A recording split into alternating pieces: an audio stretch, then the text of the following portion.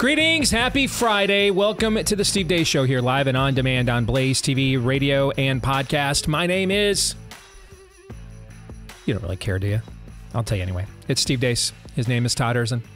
His name is Erin McIntyre. Her name is Blaze TV contributor Jill Savage. Blaze TV contributor is not part of her name. It's just Jill, but that's part of her title. Wanted to make sure we didn't have a Joe Biden moment where you're just reading right off the... Never mind. We are, of course, loaded and ready to go here today. Want to say thank you guys so much. We had an incredible event last night. My church held a screening of Nefarious. May end up being the largest crowd because of how theaters are constructed these days with the lounge chairs, you know, take up a lot more room than the old seats we used to sit in. And so we had well over 400 in attendance last night. Might be the largest crowd that will ever see the film in one setting. And I mean, the reaction was absolutely incredible. I woke up this morning. I don't know where we are now, but the marketing numbers blog that tracks early tracking for the film industry, like a Nielsen or an Arbitron. What were we were what 8 yesterday? Mm-hmm.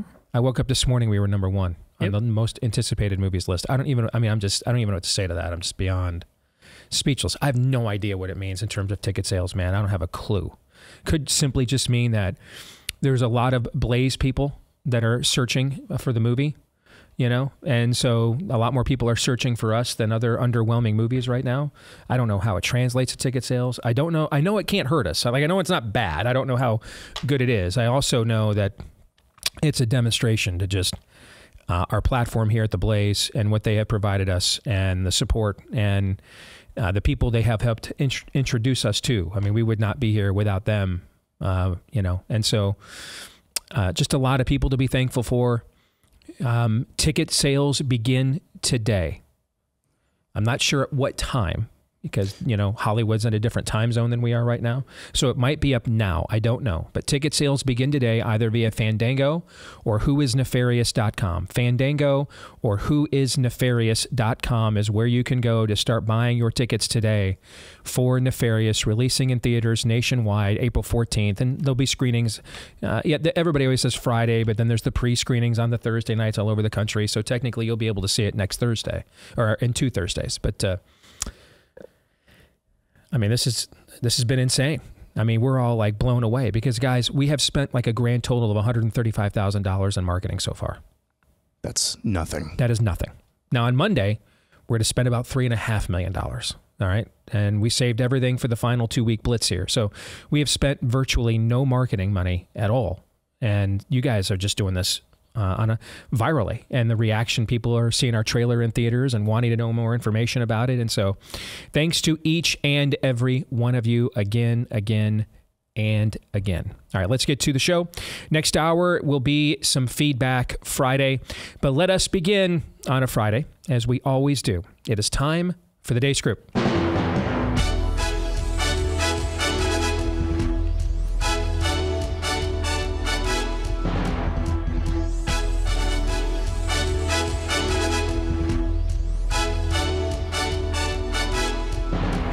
Your weekly look at the week that was. Oh, she's repping the swag. She's repping the U. Iowa heading to the women's Final Four. There it is. There it is. All right, your weekly... We're ready. She's ready. All right, your weekly look at the week that was begins as it always does with issue 1, bleep, Lord Nefarious says. I don't like guns. I would ban assault weapons in a second. I'm going to make an exception here for trans people. They are actually in danger. If anyone should get guns, it should be trans Americans.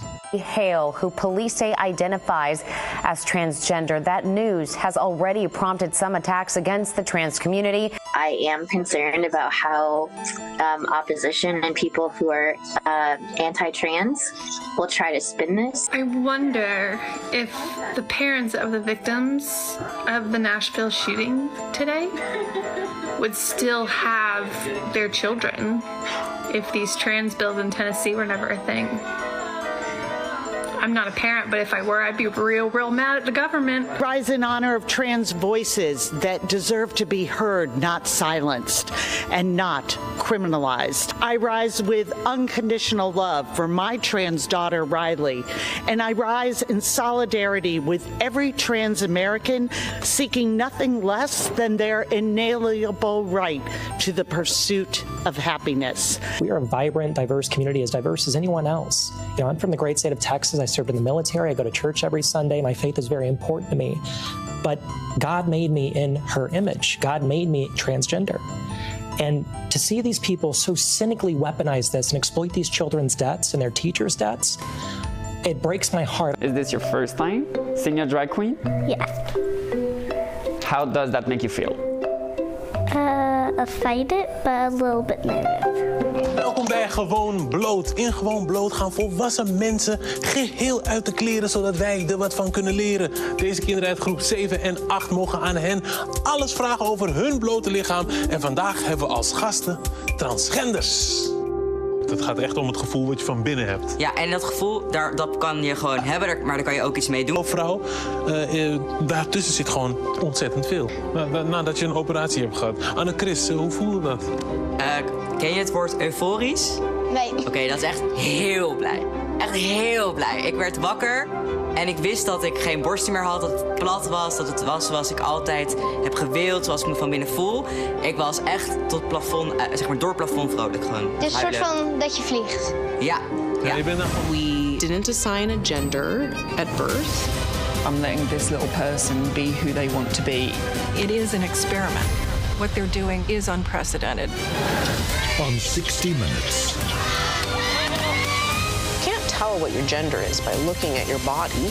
What are some of the biggest challenges? Strangers in the street have had quite a strong response. Why are you so obsessed? Why do you need to know? We're not trying to eliminate gender. It's really helping kids find their own path to it. So it is shameful, it is disturbing, and our hearts go out to the trans community as they are under attack right now. I got to tell you. You know how the whole panel last week when Jill wasn't here thought that was one of the worst we've ever had? Mm-hmm. That's worse than last week's. It was worse. That's absolutely, in my view, one of the worst we have ever had. So with that, let's go to Jill. All right, ladies first, and the guest goes first. What the hell was that? I don't even know, Steve. Like, when I look at that video, it honestly makes me scared for the future. If this is where we are at this moment in 2023 with a trans person going into a Nashville school that was the shooter lives 7 minutes away from my house, to know that that kind of demonic behavior, that demon could live 7 minutes away. Like, not only does this just physically hit closer to home, but the fact that now they're going in, it's a trans person shooting up at a Christian school. It feels like they have leveled up now in terms of the demonic behavior. It feels like this is something that you can't turn away from. This isn't the same as it has been. And I know that Aaron earlier this week has pointed out that there have been trans shooters before, non-binary shooters before. But for me, it's a whole new level. And when I watch that video and all those people on TikTok and saying, oh, those people better be looking out for the laws passed in Tennessee. Guess what, guys? The laws passed in Tennessee protect children. No one is saying that once you're 18, you can't go do whatever you want to do. Go ahead. You know what? If you want to chop off all your body parts and pretend that you're something else, have at it. But stay away from the children. You do not get to go in. We talked on Overtime a couple weeks ago. 7-year-olds now. The Pentagon saying, oh, yeah, 7-year-olds. We should be able to do that. No, in no world should young individuals have their minds preyed upon, to have them go in. The New York Times had a study going in and saying that the pediatric suicidal rates, their thoughts, their behaviors have gone up 163% since 2009. The guns haven't changed, guys. The guns have always been around. What has changed? The way that we treat children, the way that we put this filth into their head, they don't know good from bad and bad from good. That's on purpose. So what happens when we are not only just, it wasn't just a fringe outlier anymore. Now this is a central issue in schools, and they go out and attack Ron DeSantis. Oh, don't say gay. No, you can't talk about these issues from kindergarten to third grade. And they attack that. What happens from here with our society as a whole when this is now becoming a mainstream talking point? You can't even point out that the shooter is transgender. CBS News is not allowing their anchors to say that it is a transgender that went and shot up schools. What happens from here? We'll get into that issue more specifically in the next issue. But Todd, and that was very potent and powerfully said, Jill. Todd, what say you? This is about the montage that Aaron gave us. This is a group that publicly admits that they struggle with mental illness, and that's why all of us need to bow to them. And so I go to the first one right out of the gate, Cenk. They admit they're mentally ill. They just murdered 6 people, 3 of them 9-year-old children, because they were Christians. And he says they are the ones who should have the weapons. So I reset what I said yesterday. When it comes down to that, you need to get your Aragorn on. And Aragorn, I don't want this station. I want to resist it because I know what it means. But when he finally realized this was the time, show no mercy because none will be offered to you. I say that unapologetically. These are psychopathic, murderous people who, if it makes them feel like the world is flat, that includes ending your life. I don't understand anymore why we should be talking in any other terms.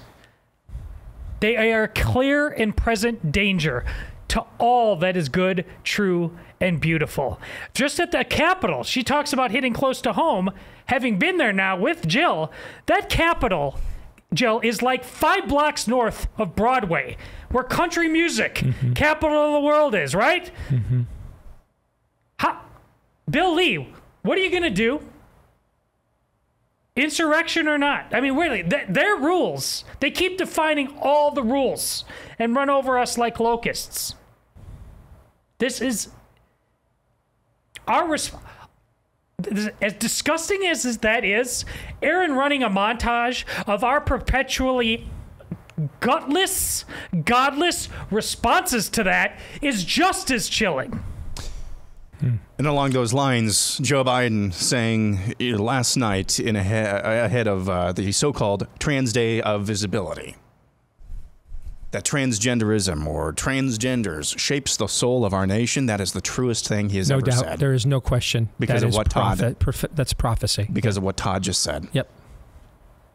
We can say and we can beat our swords into plowshares, and we can yell into the darkness, into the void all we want, and we can be 100% on the money all we want. If the people with the power to actually punish these forces of hell, these figures that have made themselves into something straight out of the bowels of Mordor, if we do not use the power we have to punish these probably demonically possessed individuals and make an example out of every last one of them, you bet your sweet bippy, transgenderism shapes the soul of our country. And you better believe we deserve everything that's coming to us. The worst of the worst this week. Todd already hit on it. It's Cenk just a few days before the terrorist attack on Christians in that Nashville school. That was the worst of the week. Talking about the 60 Minutes Australia, though, that's probably the second worst of the week. The last clip of the woman saying, we're not trying to destroy gender. We're trying to help children find their gender. Yeah. To what end? If there are 666 genders and counting, to what end? Why? They never want to talk about that because they don't have to. It's straight from the pit of hell. It's nothing other than a ploy to desecrate, destroy, destruct everything that is the good, the true, and the beautiful. That's exactly right. That's exactly right. Exit question. On a scale of 1 to 10, with 1 being the odds, all these movies just decided to coincidentally come out right when Nefarious was coming out. And 10 being the odds that Lindsey Graham should have come out a long time ago. Rate this week's level of total depravity, Todd. 10. Jill. I can't believe you do your movie like that. 10. Nothing is sacred here, Jill. Nothing is. Aaron. 10. Let's get to issue 2. Something wicked. This way comes. On Monday morning, a woman named Audrey Hale, loaded with multiple weapons, shot her way into Covenant School, a private pre- through 6th grade school in Nashville, Tennessee, and proceeded to murder 6 people, 3 of whom were children. Hale, as you know by now, is a woman with a mental illness known as transgenderism, and in recent years had been insisting she was a man. She was shot and killed during the attack by a couple of heroic Nashville police officers. The victims of the tragedy were 9-year-old Evelyn Deekhouse, 9-year-old Hallie Scruggs, 9-year-old William Kinney, 61-year-old Cynthia Peak, 60-year-old Catherine Kuntz, and 61-year-old Mike Hill. Police later said the murderer had been a former student at the school and had scoped the school and made meticulous plans for the attack, including a written manifesto. Nashville police have yet to release that manifesto, but did say it was a targeted attack. The timing of issuing Tranny Awareness Day isn't, I want to speak to my colleagues for a second. It's not tone deaf. It's not lacking self-awareness. It's not ironic. It's not terrible. I mean, it is those things. But those things that you're citing are all symptoms of what it really is. It is demonic trolling. That's what it is. It is straight up demonic trolling. They could have waited a week, could have waited 2. Those parents are not yet even done burying their babies, and they're going to do it right as they are. And they're going to do it on purpose. And it's reminiscent of a scene in the movie that you'll see soon. When Nefarious does something to the person he's possessed, he doesn't have to do. He doesn't have to. He has wrecked him enough. He has done enough damage. He has destroyed this human being. And yet he chooses to do it anyway, just because he can. Because he's driven by hate. And so are the people that made this announcement. But it's not really hate for you or me. It is hate for the one we represent. That's why they're doing this. It's on purpose. The point is to rub your nose in it. The point is to offend you. The point is to send you another message. You're subhuman. Your species shouldn't even exist. They are demonic bastards. And they will do this and worse. If you have a Christian school, if you have any place of worship that claims any level of orthodoxy, you're anywhere on the orthodoxy scale. And no, Pastor, your Hawaiian shirt won't protect you. You damn well better have that school armed. You better have that church armed. You better have any mass congregation of believers in this country, no matter where they are. You're not sheltered. You're not insulated. Arm up. Something wicked this way comes. Be ready. Jill, I'm going to start with you because this is your hood. You live in the same city as this school there in Nashville, and we've already talked about this at length. So just your thoughts on the entire tragedy and how events have reacted and unfolded in its wake.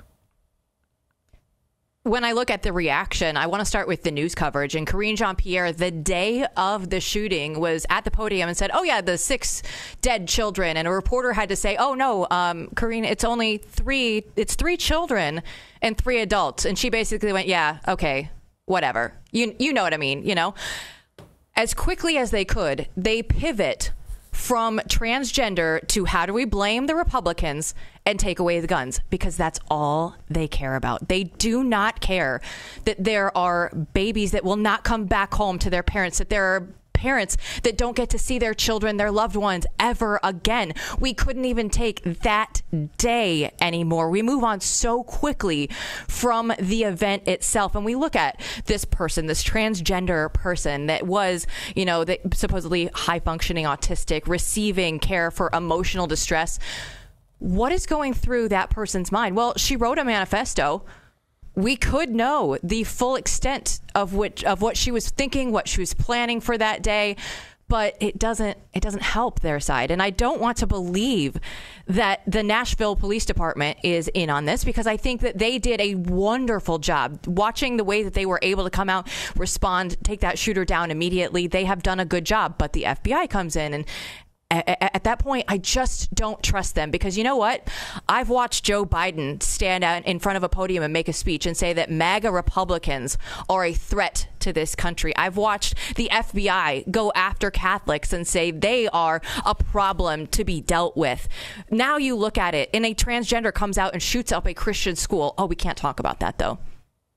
At that point, what else matters? This is such a big deal that we see the demonic obsession now with the transgenders. Not only is the children's suicidal behavior rate going up, but we also see the medications going up. We see the interaction with social media and the chat rooms that these kids get into. We see the photos of what happens to these individuals. If you see before and afters of Demi Lovato, of a Sam Smith, of all these people in Hollywood that say, oh my gosh, we were normal people. You can add the transgender shooter in there. The photos of her with her family growing up, she looked like, you know, what we would consider a normal girl growing up in you know, a good regular neighborhood in America. And then something changes. The behavior changes. The dress of these people change. And it makes me go back to what you had that conversation with Tucker Carlson last year, right before the Family Leader Summit. And Tucker said there is no winning, no side, left or right, is winning on this issue. So it can only come from demonic behavior. That's why he has stepped up his platform the way that he has, just saying, we have to speak out about this, because if we just let this continue on from what I was saying before, where does this lead as a society, as a whole? Where are we going to go if we don't stand up and say we cannot have this? We have an insurrection at the Tennessee Capitol. They go and storm the Capitol. I'm told that's an insurrection, guys. That is what it is. Two can play at this game. We can't just let them define our words, define the actions, define who can go to church, when they can, COVID lockdowns. They've changed everything. When are we going to step up? Aaron. Last week, Michael Knowles of the Daily Wire went to Purdue University to speak. And every last one of the biggest dweebs at Purdue University showed up outside of the speaking venue in a hallway to protest his appearance, chanting F off Nazi, clap, clap, clap, clap, clap, F off Nazi. Something that caught my eye, aside from the young lady who was holding a sign that said critical thinking requires thinking while wearing a face mask, something else that caught my eye was a young man. Don't want to assume any genders here. A young man wearing a shirt similar to what I'm putting up here. It's, for those of you listening, the trans flag. The trans flag overlaid with an AR-15 outline with the words "Defend Equality." Another shirt had "Trans rights or else" with a bunch of different types of guns in the colors of the trans flag. That stood out to me. I don't remember back 10, 15 years ago, I don't remember so-called gay rights activists wearing rainbow flags with an AR-15 on it saying "Gay rights or else." Do you? Do you remember this, Steve? I mean, you would have a clearer memory than I would back then. No. Why do you think that is? I mean, they said we're going to come for your children. But they meant that intellectually, morally, philosophically. They weren't, building militias. Why do you think that is now? The trans flag. The trans flag, the fusion of the trans flag with weapons. Why do you think that is? I think it's exactly because of what Jill said in the first segment, after Bleep Lord Nefarious says, the forces of hell are stepping up their game. Mm-hmm. When it came to so-called homosexual rights, there's no such thing as homosexual rights, but that's what we called them back then. When it came to that, it was a perversion of the truth, and it was easy. It was easy to get people to believe that poison pill, just a spoonful of sugar. We just want the visitation rights of traditionally married couples. We just want the tax benefits of traditionally married couples. And most of the time, any pushback to that was not at the premise of the issue, which is something that you actually brought up at the very beginning. If you go down this road, you're doing away with gender. No, the premise was, well, it's traditional, it's blah, blah, blah. All of that stuff in a functioning society should be a good enough argument. But most of all, the pushback to so-called gay rights back 10, 15 years ago, 20 years ago, was not based on the premise of the argument whatsoever. Now that we have a rejection of reality in the form of transgenderism, some people are starting to say, no, just no. Not enough people, but more people than there were actually premising or challenging the premise of the gay rights issue back 10, 15 years ago. That's why we have AR-15s on the trans flag. Hell understands that there's not enough people, but there are a lot of people who are just willing to say no to this. Not enough. Not enough Christian schools in Vermont willing to step up for that. So Hell is saying there are too many people who are just rejecting this on its face. Time to lock and load. That's what I think is really happening here. Todd, you get the last word. We got about 2 minutes. J.R.R. Tolkien, Catholic, Gollum. He was once a hobbit. The orcs, they were once elves. The church has so dumbed us down in terms of our understanding of evil and what it does to us. If any of these people asked for forgiveness, we would have to give it to them. But it's clear in our faith that people choose to flat out align themselves with the devil at some point. And we have clear teaching. You love it when you see it in the Star Wars, superheroes. There's good and there's bad, and something must be done about it. We are at that point now in real life, and there's no CGI. These are they're orcs. I don't say that for a rhetorical flourish. Aaron's absolutely right. They plan on hurting you. They think you deserve it.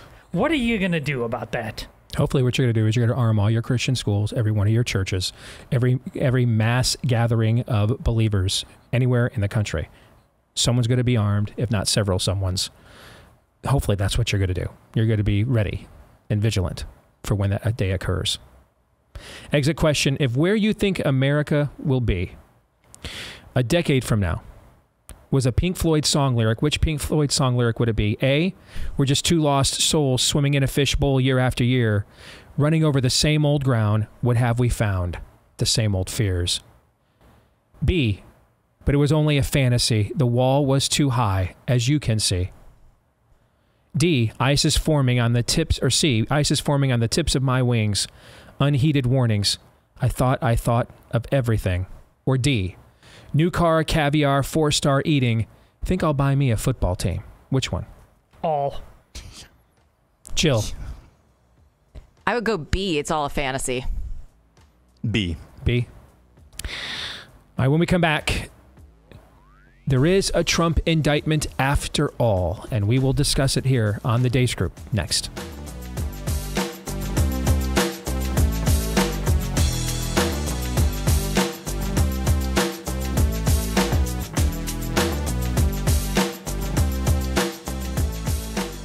want to read something to you. Before we get to the next issue. To promote justice, equality, and equity for the transgender community, the National Weather Service. The National Weather Service. The National Weather Service family champions and stands alongside our transgender employees on this day and every day. Trans Day of Visibility. They don't give up their religion like we give up ours.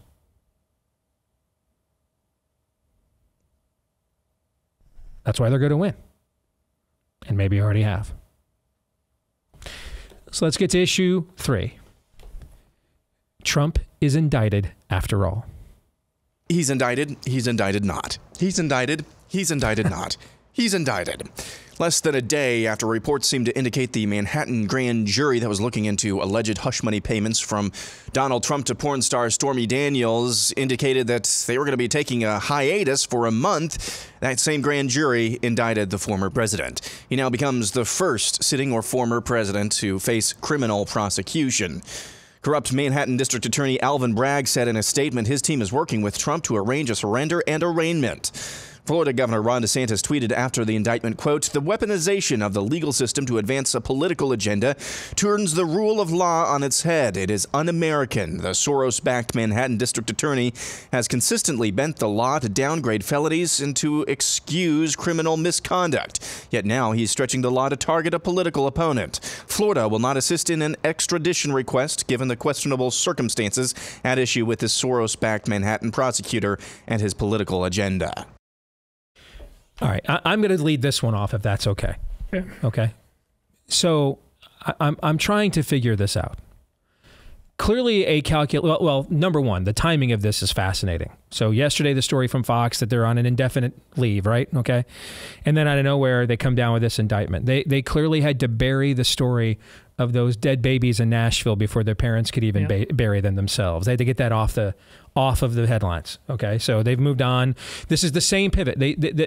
This is the same pivot that happened when everybody turned against the Afghan departure. Remember that? And they left guys behind. And that's and what did they pivot to? Okay, so they didn't have Trump to pivot to, so they pivoted to you. And that's when the jab mandate came. Because they knew that their base would all support the jab mandate. And it would rile up the other base, probably would lose in court, take months to adjudicate. But at least they were starting to lose even parts of their own base on leaving Americans behind in Afghanistan. So they quickly pivoted to something that's highly divisive, but that would solidify their own base. That's what this is again. Highly divisive, but will solidify their own Orange Man bad base. Absolutely, I believe that. Absolutely, I believe that's why this came down yesterday out of nowhere. All I care about is the truth, man. That's all I care about. So last week, all the Trumpistas, and me as well, were critical that Ron DeSantis' response to the initial notion of this was just simply not sufficient. True. Yeah. In fact, let's take this one stage at a time. Make sure everything I'm saying is true. Fair? Yeah. All right. So true or false? There were clearly machinations being made by this Manhattan DA to indict Donald Trump, from security deployments across the board. It was clear they were making some form of machination to do this. True or false? True. Are we all true on this? True. Are you true on this too, Jill? Yep, true. All right. Absolutely. So we're all true. Okay. All right. Trump comes out, says they're going to indict me, gives a specific day. That happened. True? We're all true? Yeah. Yep. True? Okay. True? Okay. All right. DeSantis doesn't say anything all weekend long. Trump makes the statement on Saturday. Basically, all of conservative media goes to war for Trump. All of the Trumpistas come out to say, where's Ron DeSantis? Will he not protect Donald Trump from this? True or false that happened? Mm-hmm.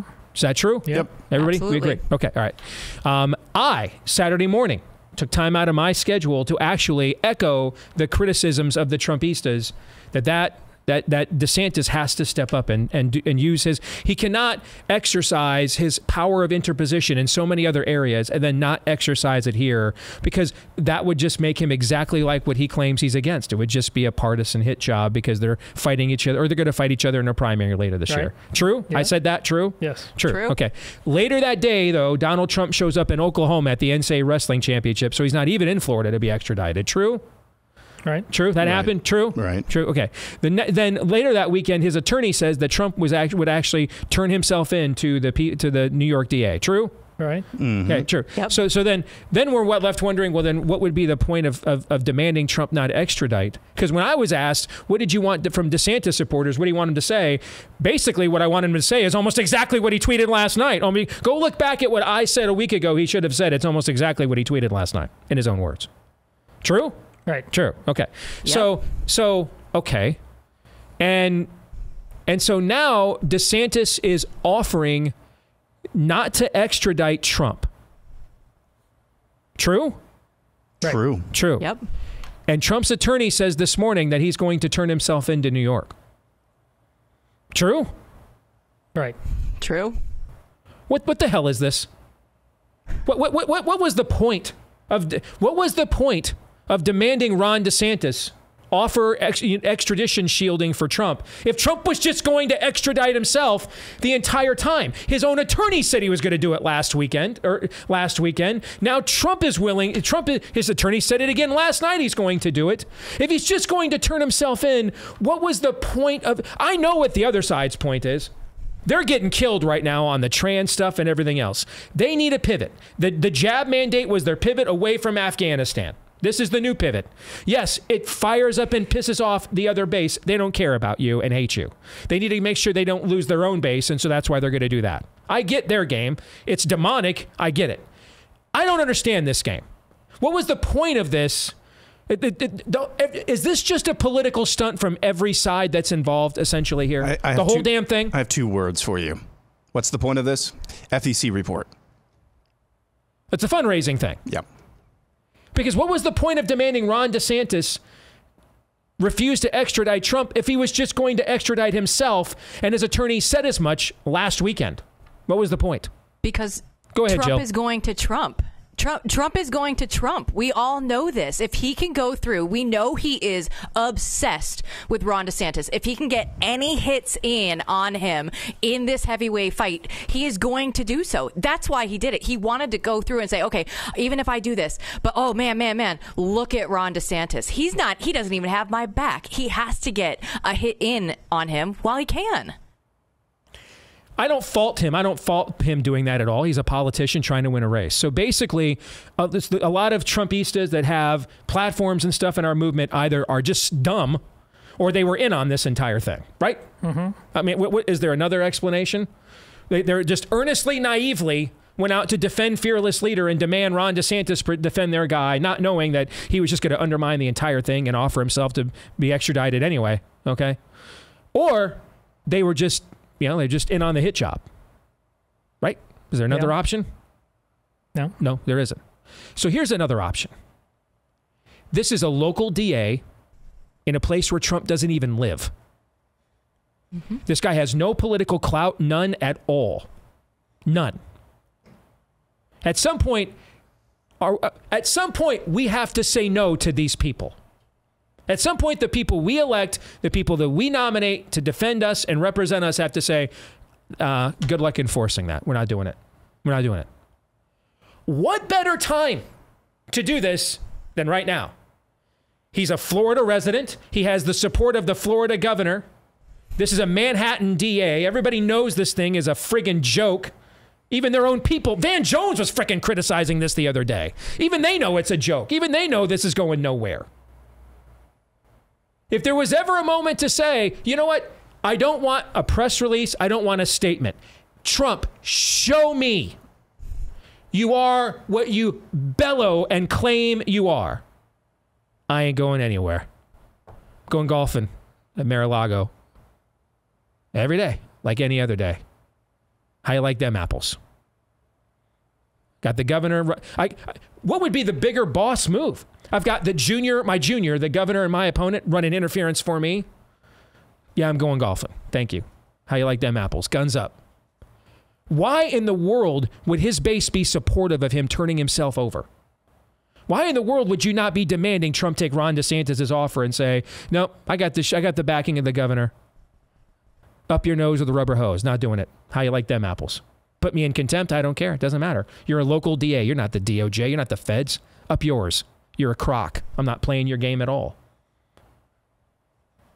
I mean, if you were really a disruptor and not the portrayal of one, and if we wanted a disruption more than a headline, more than a click, more than a story that we could all get our jollies off of, they're making T-shirts with trans flags and assault rifles. Could we get our guy to just say, I'm not going to do your stupid prosecution that even your own people think is a joke, and the Florida governor's got my back anyway, so take a long walk off a short cliff. Could we at least do that? See, I don't think we want that. I don't think we want true resistance.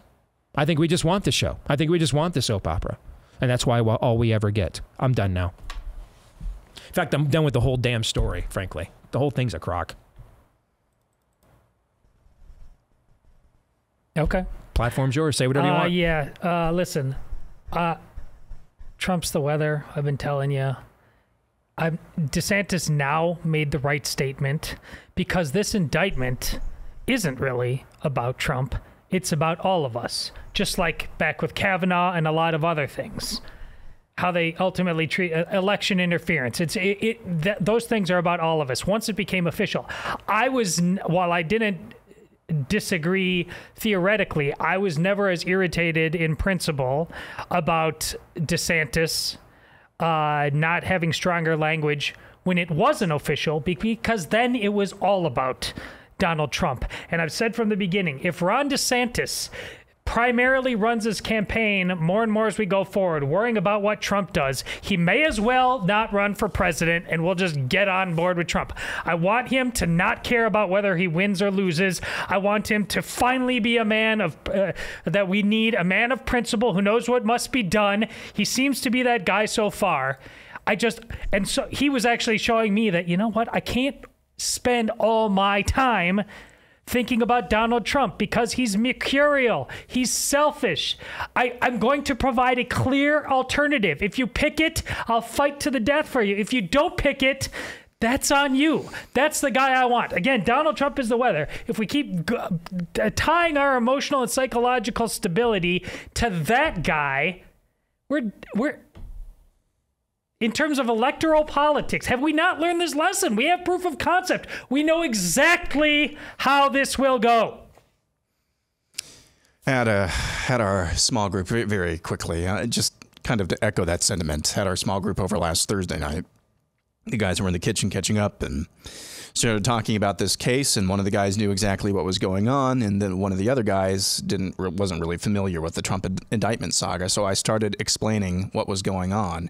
And by like the second sentence, I just stopped. I'm like, I am so sick of this. I'm so sick of this story already. That was last week. But this is Trump. That sounds awfully familiar to 2015 and 2016. Does it not? Like every single thing, it's like, this is exhausting. What are we doing here? I don't know why people like myself, I do this. I keep doing this. Trying to figure this out, trying to get him to be what he could be. But there are too many people, as I said on the overtime, and I know what happens on the overtime stays on the overtime. Way too many people who try to get Trump to be, or think that Trump is something that he will never be, instead of trying to get him to be what he could be. And that's why we are where we are right now. And maybe he wouldn't change anyway. But trying to figure out Trump, again, we're on year 7, 8 of this. It ain't going to happen, ever. Jill, before we go to predictions, you get the last word. Go ahead. Reject the premise. That's what we know. That's all you have to do. Say, reject the premise. Say, come and get me. Point out the January 6th committee and say, what have they done from that? Nothing. Mm-hmm. Mar-a-Lago raid. What has come out of that? Mm-hmm. Nothing. Mm-hmm. This is just the next topic, conversation. Move on. I completely agree. I don't even know what to ask for an exit question here. All right, my exit question. Has Steve finally determined he's just not going to fall for these canards anymore? And if Trump's on the ballot against Biden, I'll happily vote for him. Other than that, I'm in Phil Collins mode. I don't care any momo. I'll answer yes.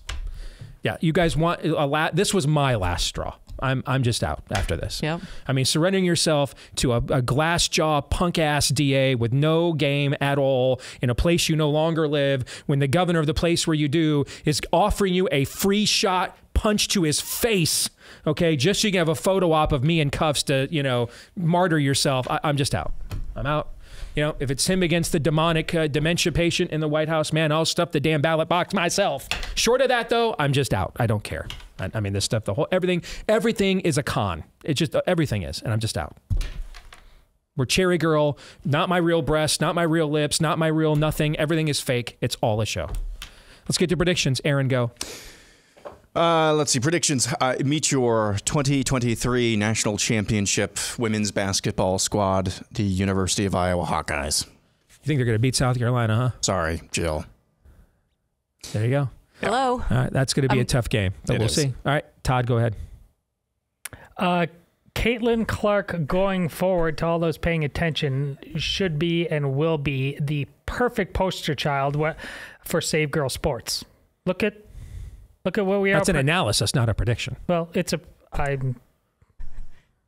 need to say it in this moment. My prediction is that smart. If we win, it'll be because we have to. There you go. We have to do that. There you go. Look at we would not have her. We would not be able to celebrate her. She would not start, as good as she is, she would not start on any Power 5 D1 team. But she's amazing. We have to do something with that. More, as much as we're celebrating her, Magic Johnson, all these people coming to the league, she's amazing. Everybody realize why you get a chance to celebrate her, because they have their own stage. Jill, go.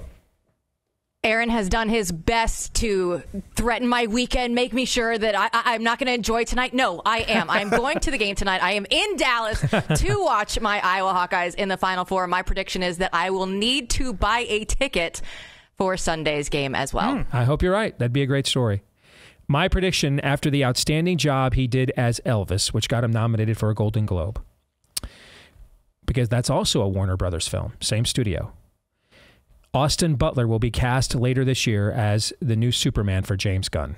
Ooh. That's my prediction. Jill, good to see you. We'll see you in Dallas here in a couple of days for the premiere, all right? Absolutely. That's what got this whole thing started. The Iowa women are just the cherry on top. There you go. Good luck. Hope you guys win. We'll come back with Feedback Friday in a moment.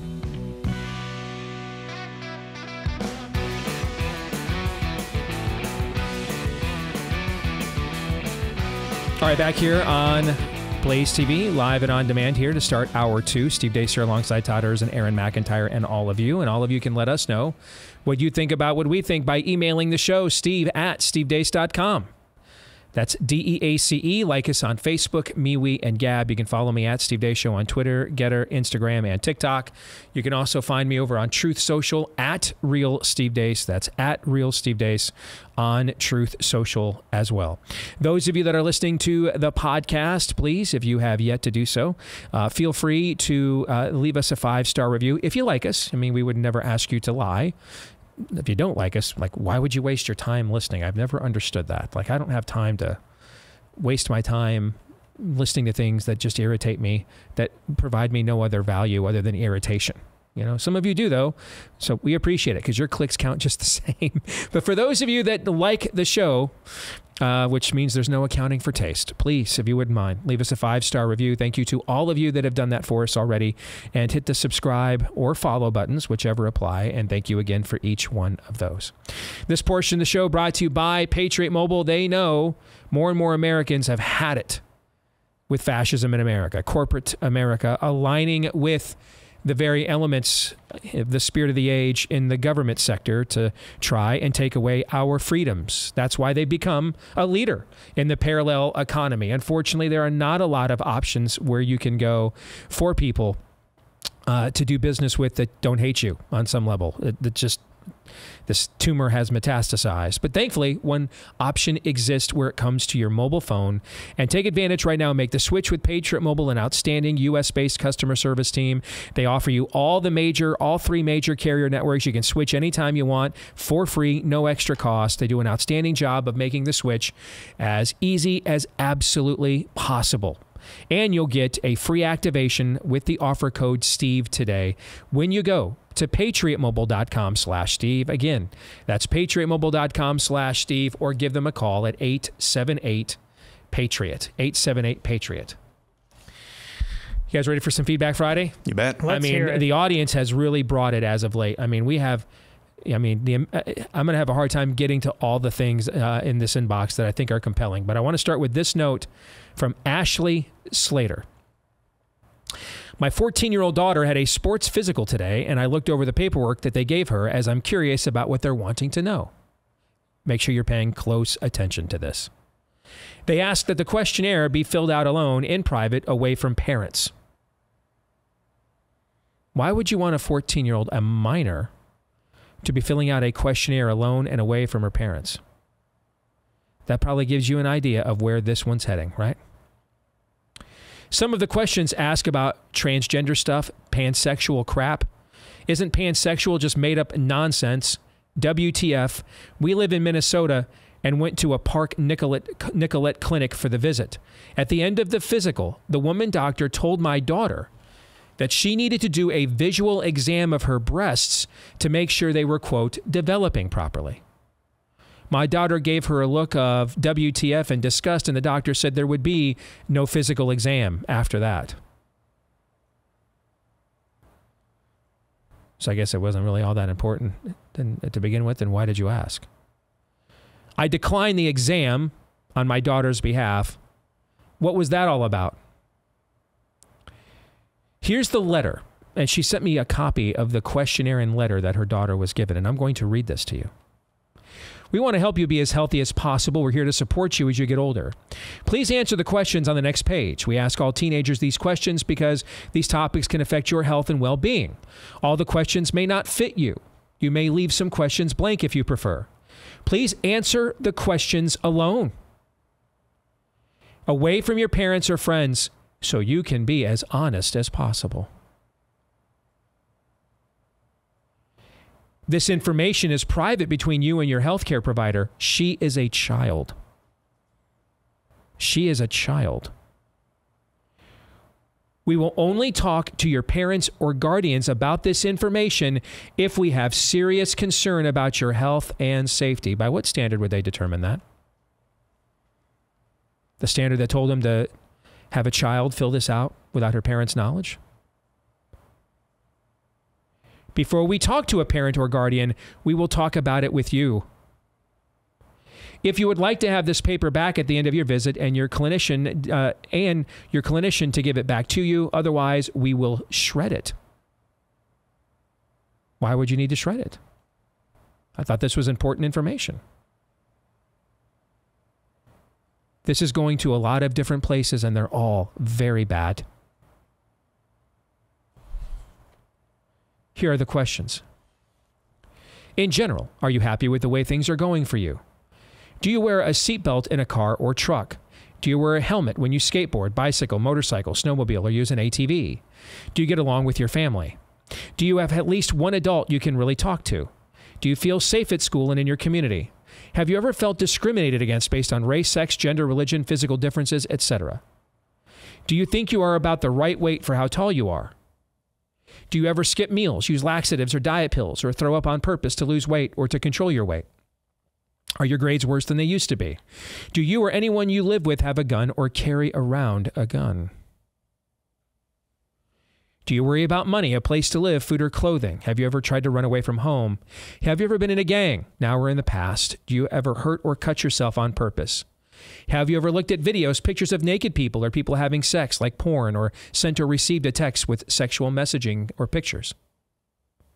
Have you ever had any kind of sex with anyone of any gender? Have you ever had an infection that is spread by having sex, like herpes, gonorrhea, chlamydia, genital warts, pelvic inflammatory disease, HIV, or syphilis? Have you ever traded sex for money, a place to live, food, or clothing? She's 14 years old.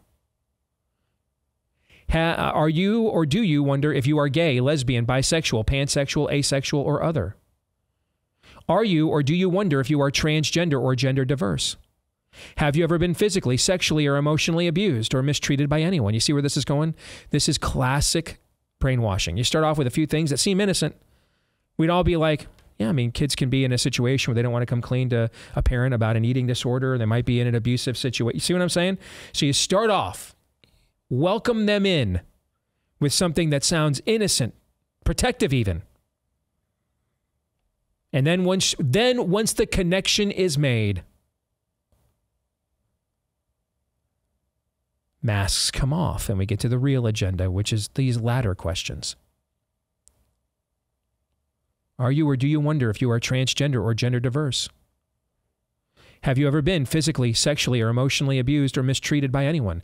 Why would you ask that question after asking these previous ones? Why wouldn't that be like, if you're giving the most benefit of the doubt, wouldn't that be one of the first questions you'd ask? Why would you ask that after asking all these other questions about sexuality? Have you ever thought you'd be better off dead? Have you ever had any stressful or scary events that still bother you? In the past year, how many times have you used tobacco, e-cigarettes, vapes, such as Juul, I don't know, is that Vuse? I don't know what that is. Alcohol, marijuana. Have you ever tried any drugs for fun, curiosity, or coping, such as prescription drugs, drugs that you sniff or huff saliva, K2, or other illegal drugs? Gentlemen, your thoughts.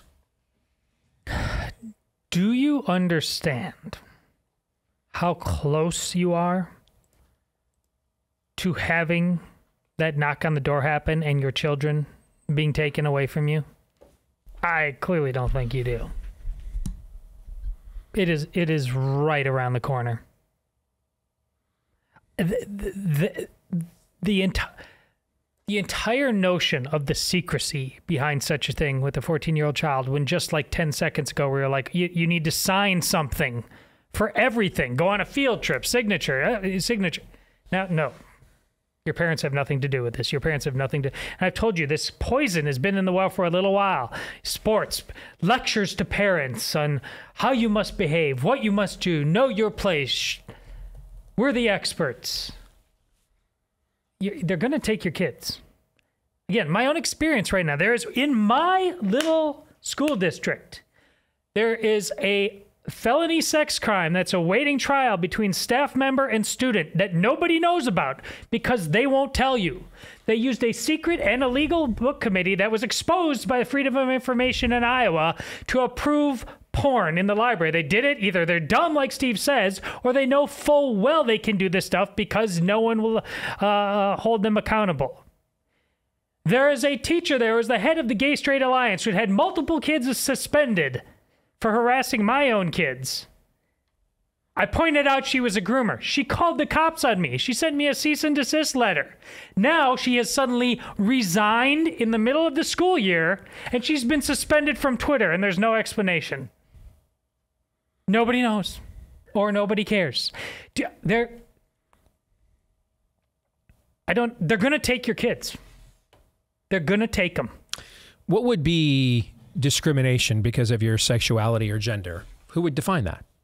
For example, would this what if the child had written down, I tried to tell my parents that I'm actually, what if Ashley's daughter had said, I tried to tell my parents that I'm actually a boy, but they won't acknowledge my pronouns.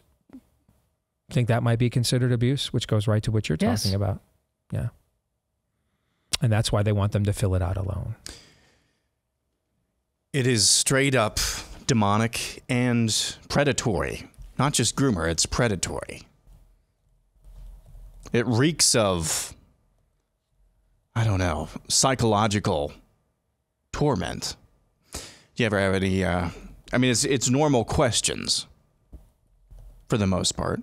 You have any cramps around, your period? Do you ever have any pain, associated with X, Y, Z? You ever seen a grown man naked? Do you ever have any headaches associated with X, Y, Z? Do you ever, you have any issues with your bladder or anything like that? Have you ever watched porn? It's really weird. really odd. And it's straight up predatory. You can see what they're doing, lull you in, as you just pointed out, lull you into a false sense of confidence, go through this questionnaire, some normal questions, and then boom, hey, maybe you might be a transgender. They didn't care about any of those normal questions. It's clear what that quiz, that questionnaire was designed to do. Hey, based on the results, you might be a dude. Time to hack your boobs off. That's exactly right. That's exactly right. That is exactly right. The creepy dude in Iowa who leads One Iowa. He's all the Iowa legislature is, and has had one of the most crucial efforts in all of its existence, in my opinion, and is win after win after win. And thank you to Kim Reynolds, Governor Kim Reynolds, for leading that effort. The leader of One Iowa here, the gay rights organization. His modus operandi in trying to keep this legislation that will keep this smut out of our libraries and out of our kids is he's now saying, send me all your examples of classic literature that have had explicit sex scenes in them. Again, all to legitimize what is obviously news outlets will not show the pictures that are in these trans porn books. They won't read from them. This guy will do anything and say anything, and it's obvious, to make sure your kids see trans porn. Anything. Amen. Why? There are only demonic answers to your question. There's a scene in we read Lord of the Flies. There's a scene in there. Is that... Everybody knows that's not what we're not talking about, Steve. Do you remember some great corruption of sexual confusion when Lord of the Flies? No. It's not. This level of equivocation is because they don't plan on equivocating on anything. That's exactly right. They have chosen exactly their hierarchy of needs. And it is the trans porn, and your kids, trust me, they're having fun with their own kids. Wait till they get a hold of yours. That's when the real fun starts. Yeah, that's right. They don't give up their religion the way we do. At that Wall Street Journal poll earlier this week, REM was right. That's us in the corner, losing our religion. We've let go of the rope, man. We're letting it go.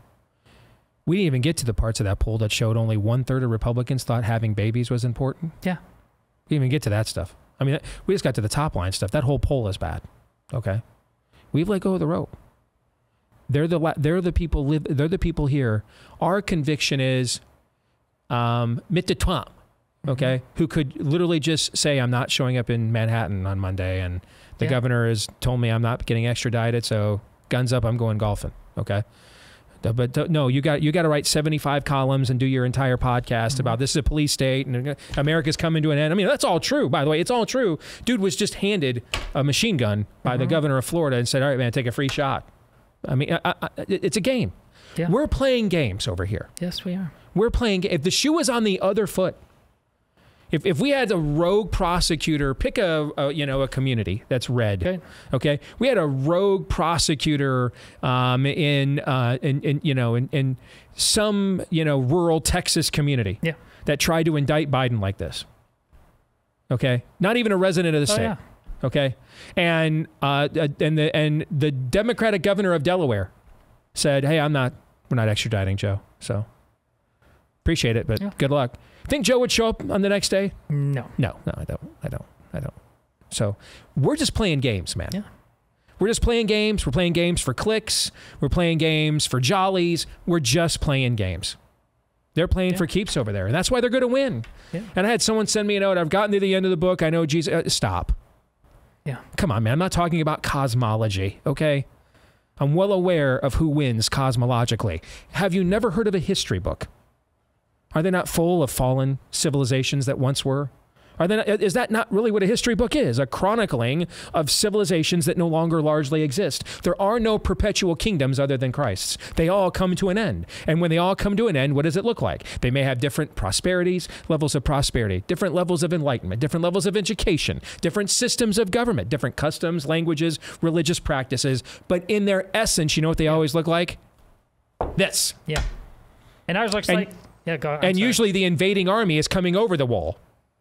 Usually the army of conviction is coming over the wall. They're a foreign invader. In this case, the army of conviction is your trans neighbor.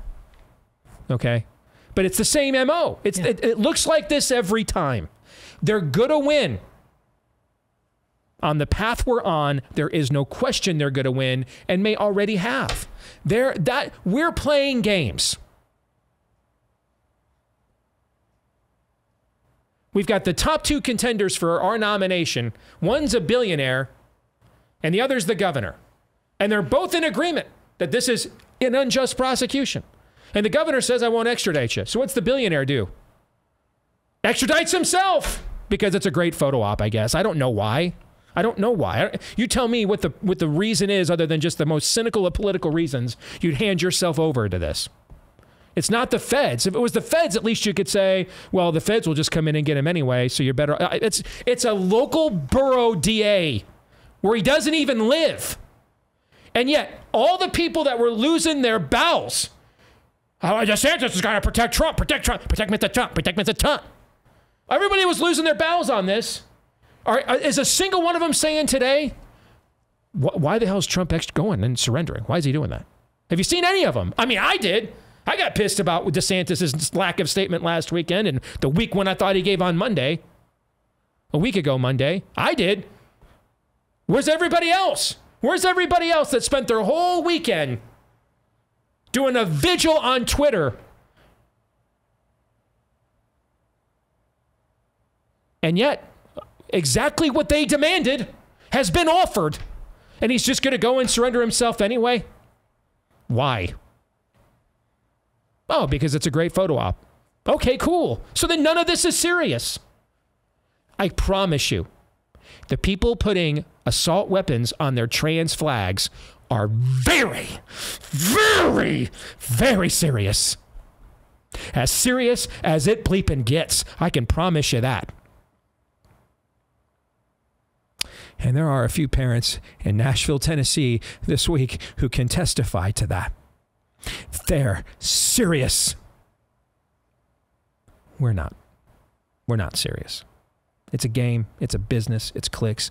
We're just not serious. And that's why they're going to win. Because we're not serious about this. You know, I don't even know where to go with another note after that. I'm so freaking dejected. Go ahead, Aaron. This week, I mean, every week is the same way, but when you have an icon, small as she may be, an icon of transgenderism, which is a cultural canary in the coal mine, at the very least, that we have been talking about, and you know, deep down in your heart, and everybody does, we've been talking about for so long. When you have an icon of the mental illness known as transgenderism, go into a Christian school and shoot the children of Christians themselves, because they are Christians. The darkness is palpable. Like you can reach out and cut it with a knife. And so I understand on some level the people, and I get that, the people who email you and said, I've read the book, I know who wins in the end. I understand that, because they are down, so they want something to glom onto to say, hey, it's going to get better. There's a moment that we commemorate every July 4th in the actor who portrays John Adams. And he goes back to Valley Forge and George Washington's prayer at Valley Forge, appealing to the God of armies. And it's a powerful moment, because the Continental Army was on its last legs. Maybe not on its last legs, but it was on the ropes. They had to spend the winter in the middle of nowhere, while the British Army were holed up in relative comfort. Seemed pretty bleak there. So George Washington, though, he got on his knees and he prayed, the great George Washington. And we all know how that story ended. George Washington had his army go home, turn on Sean Hannity, and vote GOP to save America. No. The war didn't end for another 6 years. Officially. George Washington prayed like the results were up to God, and literally fought like the results were up to him. If you are not emulating that to the best of your ability, you have no right to say, I know who wins in the end. As a means to, hey, relax. We have no say on that. The reality is the God that we serve, maybe you disagree with this, Stephen Todd. The reality is the God that we serve can resurrect any culture. I would go so far as to say that the only time when a culture is really, really dead is when the last pulpit in America or in that culture gives up. That's how powerful the God that we serve is. But we don't act like that. We don't. Not at all. Instead, we choose the Sean Hannity vote GOP to save America route every damn time. Just to put that finer point on there, that they are deadly serious. Deadly, deadly, deadly. What's the Greek root word of deadly? Deadly. They are deadly serious. I mean, if we can't get our most vocal champion to say, I will not cooperate with this sham, with this partisan sham. I'm not going to be a party to some unknown DA's future congressional run or AG run. I don't live there. I live in Florida, and my governor said, screw you, so I'm not playing. We won't do that. They're declaring, before they've buried those kids who were murdered by one of the women that they indoctrinated into this madness. They indoctrinated that young woman into this madness. She turned around after fully being indoctrinated and murdered our children in cold blood. In response to this, we're going to now have the same week, we're going to declare Trans Awareness Day. And our guy is just going to go voluntarily extradite himself for a sham prosecution because it'll score him political points. When he's been told by the governor, he will be shielded from said extradition. We're not serious. We're not. And from now on, this is the new test. In addition to all the other tests I gave you guys, here is a new one. If you feel like I am talking about something that you don't think is serious, I want you to interrupt me and I want you to ask me. Because we always ask each other, is this true, right? Is this serious? Is this worth our time? Is it serious? Okay? Like, does it actually do something for the advancement of truth? Is it serious? All right? Because we do lots of things in this business that are great for business and great for clicks that just are not serious. And I didn't get in it to do that. And in the end, I may not be successful enough by not playing that game, and I'm totes okay with that. All right. What I'm not okay with is I took time away from my family and what I had planned on Saturday to devote to what I thought was a serious situation with this sham indictment and the precedent it was going to set. The events that have transpired since then have all made me doubt that any of this was ever serious from the very beginning. That the whole damn thing's a political stunt. Everything is. Everybody. From the Trump shills to the DA, the whole damn thing is a political stunt. So from now on, in addition to all the other tests, is that true? Is it honest? From now on, I need you guys to hold me accountable. Is this real? Is it worth our time? Can you do that for me? Yep. Yeah. Because I feel like I've wasted every tweet I wrote on this, everything we said on the show about this, every thought I had about it, I feel like the whole thing was a waste of time. And I don't understand the people who, they just handed the presidency to, I wish that were true. So we watched them lie about Russian collusion. Did that build a critical mass? No. We watched them lie about Brett Kavanaugh. They turned around a month later and won 40 House seats, right? Did that build a critical mass? Steve, yeah, red wave. Yeah, red wave. Yeah. Gosh. Last year he wasn't even on the ballot. We watched them teabag their kids at libraries and at schools. Did that create the critical mass? So listen, if these people, if the next layer of American can't be moved to en masse rise up and vote against the kids that want to do what we've been talking about to their own children.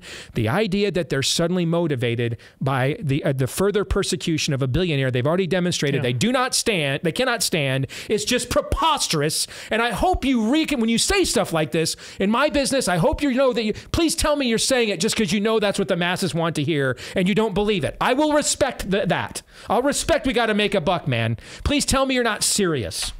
Suddenly, that's the one. I can promise you it's not. It should be. There should have been 7 of these already. How many more of these should have been the critical mass, right? This is dead baby. This week reminds me so much of dead baby body parts. Yeah. Oh gosh, what an analogy. We were all so convinced that the Leiden videos would be the. Oh yeah. Oh my God. And now we're doing just less than a week, 5 days. After a tranny, mentally ill woman worked over by the spirit of the age's own dogma, murders 6 people, 3 of whom were children. We're doing Trans Day of Visibility. This is dead baby body parts all over again. Yeah, it is. It reminds me of that week. They impose their lies on us. Yes. We impose our lies on one another. Yeah. I keep thinking while you're talking, Steve, of Elie Wiesel and Night. And you read that book. And there's just hints all the way along the line. I mean, some people escape from the camps. Then all of a sudden you're moved out of your house. You're moved into one location. Your belongings are taken away from you. Well, and they did, just like with COVID and with us. The rubber band's got to bounce back. Sanity will kick in sooner or later. They're loaded on the trains. You just see it over and over. And pretty soon they're in the gas chambers. Again, just like I say with Trump and the weather, we've seen this story before. There's nothing new under the sun, people. Here's what is new. This is a perfect opportunity to make a statement. We will not play this anymore. We're not going to play this game anymore. You don't have jurisdiction. I don't live here. This is a sham. This is the weakest of all the cases they're working on against him. They're all weak. This is the weakest possible one that probably weakens all the other ones. This is the moment to finally say we're breaking free of this paradigm. And I've got a life insurance card called Ron DeSantis. And if he doesn't fall, if Ron DeSantis doesn't, if Trump did that and Ron DeSantis did not pull through, Ron DeSantis' political career is over and should be right away. Over. Dead and gone. It's like he was never governor. He essentially emasculated himself. If he were to declare this and then Trump called him on it and then DeSantis didn't fall, there's no lose scenario for Trump to say I'm not playing this game. But not only will he not play it, that won't even be demanded of him. Ron DeSantis did what we all asked. We won't ask Trump to do, though, what we need in response to that. We'll play a game. They'll play to win.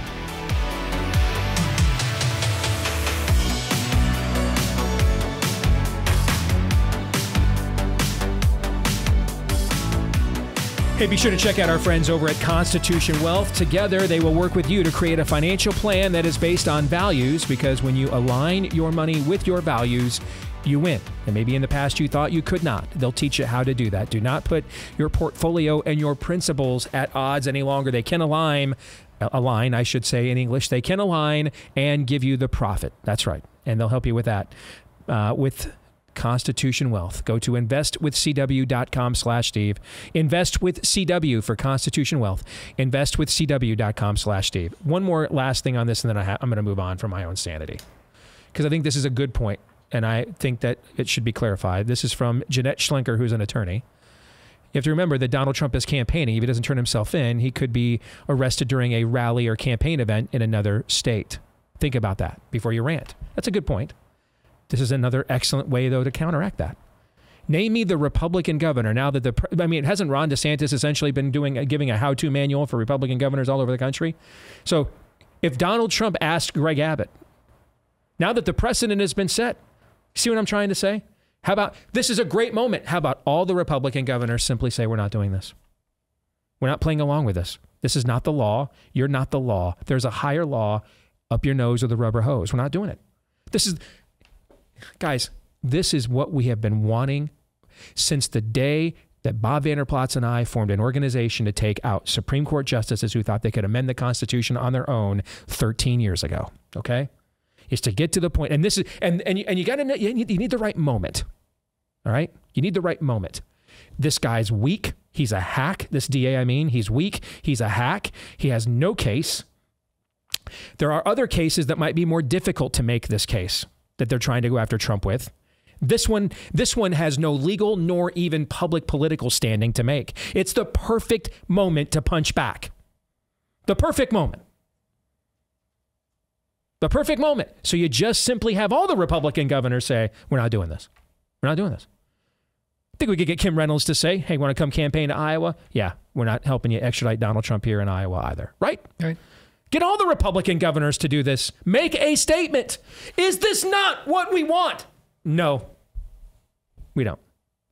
Most of you that are tuned into this show, you do, and that's why you tune into this show. But many of your Republican friends and family members, they don't want that. They just want the show. They just want a hero cult. They just want the show. They don't want the win.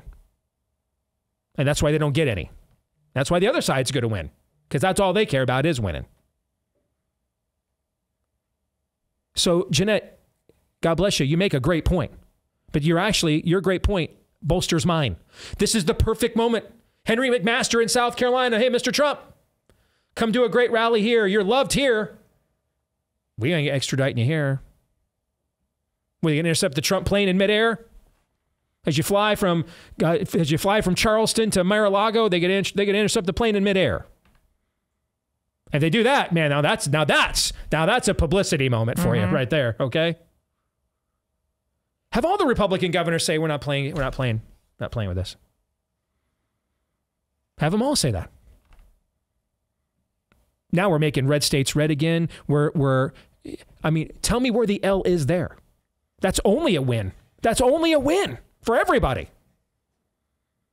But that's okay. We don't want that. We don't want those outcomes. We love my monkey, rub it, touch it. That's what we want. And so that's all we ever get. I'll move on. Something that will cheer me up. I just wanted to drop you a note regarding what my husband and I are doing to bring your upcoming Nefarious movie to our local theater. To give a brief background, we are both believers, conservatives, big fans of the show, and huge movie buffs. Although obviously we haven't yet seen the Nefarious film, we believe in it wholeheartedly because of what you guys have proven time and time again. This, along with the fact that your coverage of COVID helped save my husband's life when he needed to be hospitalized last year, made it a no-brainer when we heard you needed help to give Nefarious an extra push against the spirit of the age. So for any of your listeners who would like to attempt to bring Nefarious to their local theater, here's our 5-pronged approach. Number 1, meet personally with the owner of your local theater, request the movie. Number 2, sponsor some free shows at your theater to kickstart the opening weekend. We're sponsoring free shows Friday and Saturday, 3 matinees and 2 evening shows. That's incredible. I mean, I couldn't afford that. That's incredible. Spread the word however you can. Facebook, flyers, word of mouth, etc. Go see it multiple times and bring different people with you each time you do, and pray for its success. Lastly, we hope to get permission to have a display of free-to-take Bibles so that after each movie appearance, if anyone is ready to read the Word of God, they can dive right in. That's awesome. We pray that the blessing of God continues upon you guys and this movie. We also pray that this will be an unbelievable success that rivals the 10-month run of Titanic. Well, that would be incredible. I think she means the movie, I hope, right? Not the boat. When I read that, I thought, no. But then I remembered, oh, yeah, there was a pretty great movie about that. That didn't have a 10-month run. That had No. They didn't even have a one voyage run. No, that was a 3-hour tour. Yes. Yeah. Maybe it took 10 months to reach the bottom of the ocean. There you go. Yeah. They write, we hear you. We love you guys. We support you. All the best. That is from Lee and Stephanie. That's incredible. And I mean, the amount of you guys, I could literally do an entire 2-hour podcast of just reading notes from people that you have sent me in this week. Just doing what you can to get. This is like the Steve Deace Show version of I Want My MTV when we were kids. Call your cable operator, tell me you want my MTV. I mean, I don't even know what to say, guys. I'm just absolutely blown away and very touched, and I'd feel bad if the movie wasn't good. Then I'd feel like this effort isn't worth it. The movie is worth your effort, and you will see that. It is worth your effort. So thank you. Thank you to the team at Believe Entertainment for making an outstanding movie. And thank you for Glenn for agreeing to appear in it. Thank you for the cast that took on and the crew that took this on and the heat that will come with it when people see what's actually in the film. And most of all, to our investors and the Blaze. Without our investors who gave the money to make this all happen, none of this does. And without the Blaze that gave us the platform to reach people like you, we don't ever have an army to mobilize. So a lot of people to thank. Thank you. This is from Eddie. I wanted to write and thank you guys for all that you do. I had lived 29 years as an edgy atheist before being very dismissive about religion and religious people. After certain events, I started becoming more curious and considered myself maybe an agnostic, searching for the truth. It's your show, especially Theology Thursday, that played a major role in bringing me to Christianity, and I was baptized on March 19th. I want you to know that you guys are making a difference in your listeners' lives. That is the absolute best feedback that we could receive. And I know sometimes we frustrate some of you that even agree with us wholeheartedly politically, that the way we do this show doesn't always lead to helping to produce the political outcome that you would prefer or think would be right. And we would maybe even prefer and think would be right. But the number one outcome that we're trying to lead to with this show is emails like Eddie's. And there's a lot of people right now. I mean, that Wall Street Journal poll again. America is losing its religion. It's losing its soul. And maybe we're wrong. We don't think compromising the truth for our partisan political outcomes will win people to Christ. We don't. We think that if people wanted a political agenda manifested as a religious cult, they'd just join Democrats. They're already getting that. And that we're all going to be dead a lot longer than we were alive. And it's truth that leads people to the right side of eternity, not agendas. Truth does. Even if your agenda is rooted in truth, it means that you're taking the truth and you're trying to format it into an outcome where the truth isn't the end and it isn't the ends, but the means to get to your preferred ends. And a lot of times we're going to agree that those would be the ends that we would prefer. But here's the thing. We're human. We don't know the future. We don't. And so our tendency as human beings is to do whatever is the most expedient solution to avoid the most suffering and the feeling of loss. I hate losing. Who on the show here likes losing? I hate it. I'm disgusted by it. I'm demoralized by it. I can't handle it on any level. Here's what I can also tell you, though. At the time, every loss I've ever suffered, at the time I've tried to do everything I could to avoid it, to beat it, to game plan around it, to not feel it. God made every one of those losses, though, meaningful in my life and taught me something with them. Every one of those losses that I tried to avoid, I was taught a greater lesson. Because all things work together for the glory of God and for those that are called according to his purposes. And so this is the danger of trying to fit our faith and the truth into a political agenda. No. Does the political agenda fit into our faith and the truth? It's the other way around. Otherwise, we end up practicing a form of reductionism. We're not much different than the person who says God, than the nun who went on TV and Aaron's montage and said that God made me trans. No, he didn't. We're doing our own version of that, though. I would quote I think he's the first Republican president, Abraham Lincoln. I would not dare say that God is on our side, man. We're just trying to make sure that we're on his. And I think that's a vitally important distinction. Thank you, Eddie. That note meant a lot.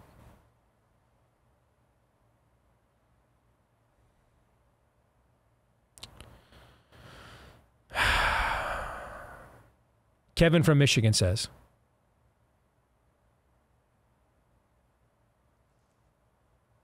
I would love your thoughts on this, brother. The church at large has given up a kingdom mindset as a result of the modern premillennial rot gut. I wouldn't go quite that far of calling it rot gut, but we'll continue on. We've told several generations that the church loses in history, but that they should still play the game anyways. How do you think our Wolverines would fare if every rookie was told that victory would never be in their grasp and that all of their efforts would be fruitless in the end? Do you think that they would perform well? Of course not. I appreciated what you said the other week, hinting at moving from premillennialism to something else, dropping names like Gary DeMar. I encourage you to take another step and interview experts in each camp. We've actually done that in the past. It would be very similar to what you guys did recently on the debate you did with the effectiveness of ivermectin amongst people that you respect with different perspectives. We need to get back to the biblical perspective that founded America, not because it founded America, but because it is true. That's Kevin from Michigan.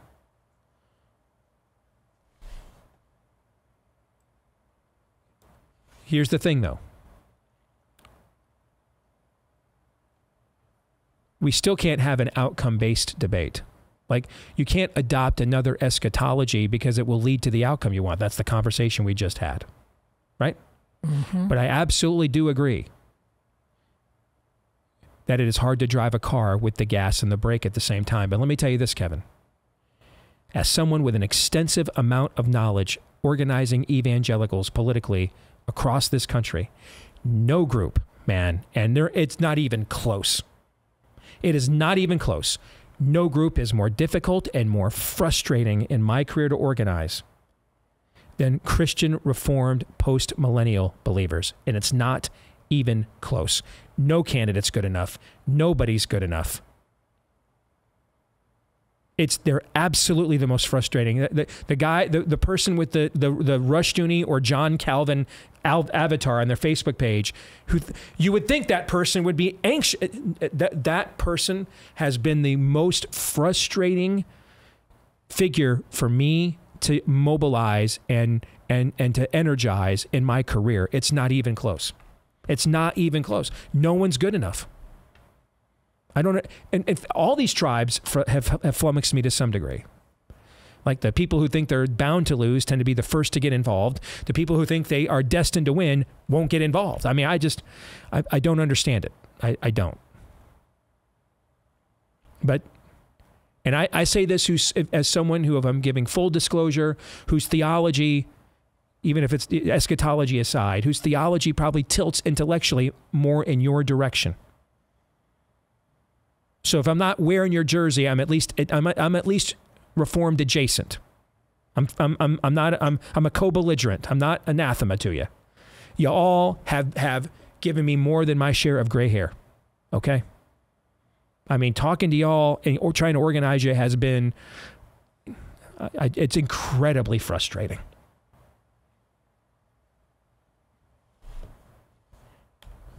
That being said, here's the reality. Post-millennial theonomy that the Puritans believed is what founded the country.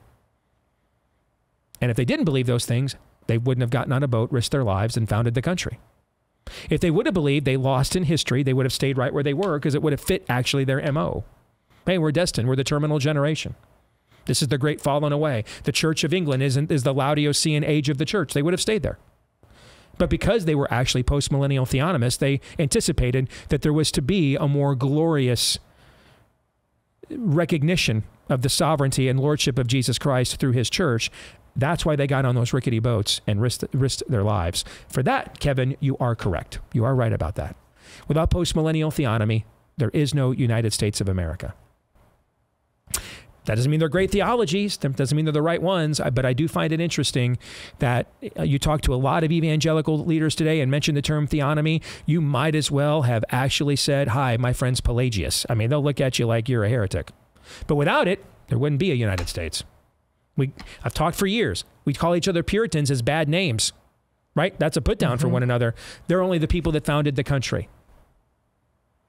But I would say back to you folks that are in those camps, I wish it was as easy as you said, trying to rustle you all and mobilize you all. Herding cat. Rocky caught the chicken quicker than getting you guys organized. At least that's my experience, and I've got quite a bit. Final thoughts on the show today. This perfectly embodied my semi-regular lament about how when it's our job to talk and think out loud, say the right words, how increasingly difficult that is. Steve said it in a number of different ways over and over again. And when he says, remind me, guys, to just not keep talking if this isn't serious, Man, I'm with you, brother. I am with you. It is these times are so objectively evil to me.